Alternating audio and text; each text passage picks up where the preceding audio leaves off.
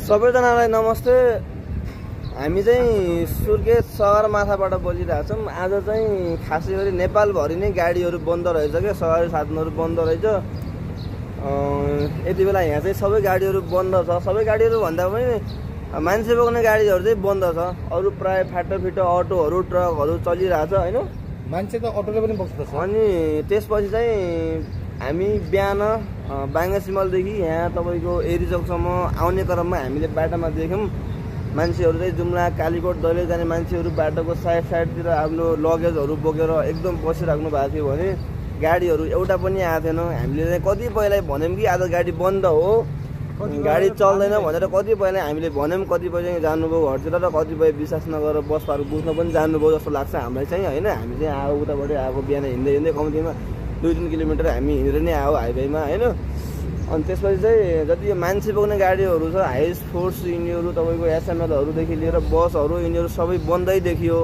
तर ट्रक र अटोहरू चाहिँ चलिरहेको देखियो कि। अटो पनि बन्द हुनुपर्ने हो सर है आज।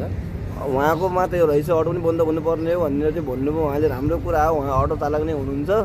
अनि चाहिँ यहाँ सुर्खेतबाट चाहिँ दैलेख पनि अटो रिजर्भ भएकै देखियो कि अहिले धेरै पनि भए होइन। दैलेखबाट सुर्खेत जाने कालीकोट जानुको लागि अटो 5,000, 6,000, 8,000, 10,000 पनि रिजर्भ भएको देख्यौँ कि हामीले चाहिँ। अनि तर यस्तो हुँदो तपाईँको अलिकति मात्रै बन्द हुने बित्तिकै पनि यस्तो हुँदो रहेछ भनेपछि चाहिँ मान्नुहोस् कि अनिश्चित भनेपछि 4, 5, 6, 7 दिन बन्द भइसकेपछि कस्तो हुन्छ होला भन्ने हो क्या होइन। त्यसपछि अब हो अलि यतापट्टि आएर भन्नु पर्यो। यहाँ चाहिँ आउनुहोस्। हजुर कहाँ घर कहाँ हजुरको? उहाँको घर पनि कालीकोटको बुवा हुनुहुन्छ, हामीसँग आउनु भएको छ। आज गाडी बन्दै भएको छ होइन?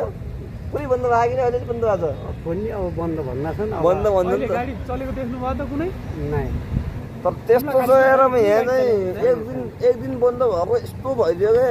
जुम्ला कालीकोट दैलेख जाने मान्छेहरू बाटोको साइडमा आउनु झोलाहरू बोकेर यति धेरै आउनु भएको थियो कि हामी बिहान बाङ्गासिमलदेखि यहाँ एरिचोक आउने बेलासम्म बाटोमा धेरैजना भेट्टायौँ। हामीले धेरैजनालाई भन्यौँ पनि हामीले आज गाडी बन्द हो, हजुरलाई थाहा छ कि छैन भनेर हामीले धेरैलाई भन्यौँ। तर उहाँलाई थाहा पनि रहन्छ कि बन्द भएको। हामीले धेरैलाई भन्यौँ होइन। धेरैजना चाहिँ बसा गरेर बुझ्नुभयो, धेरैजना चाहिँ त्यहाँबाट फोन गरेर फर्किनु भयो होइन। अब हाम्रो कालीकोटको बुवा पनि आउनु भएको छ हामीसँग एकजना चाहिँ। यति बेला अब गाडी बन्दै रहेछ भन्नुहुन्छ उहाँले पनि। हजुर पनि घर जान खोज्नु भएको थियो कि खोज्नु भएको थिएन? ए तर गाडी त बन्द रहेछ होइन? हो ल त्यही हो, बन्द हो है गाडी चाहिँ। कति दिन थाहा भयो तर बन्द त्यही हो। यात्रा गर्दै हुन्छ भने बुझेर मात्रै बाटोतिर आउनु होला, नभए कतिपयको त कस्तो हुन्छ भने आफ्नो घरदेखि गाडी चढ्ने ठाउँसम्म आउनुको लागि 3-4 घन्टा हिँडेर आउनुपर्छ नि त। उहाँहरूलाई चाहिँ गाह्रो हुनसक्छ क्या। त्यही भएर फोन गरेर अथवा मोबाइल छन् अहिले त सबैको हातमा होइन? हो त्यही त के छ भन्नुपर्ने खासै अब केही छैन हामीले भन्नुपर्ने। अटो चलिरहेछन् भन्नुहुन्छ हजुर, अटो चालक नै हो।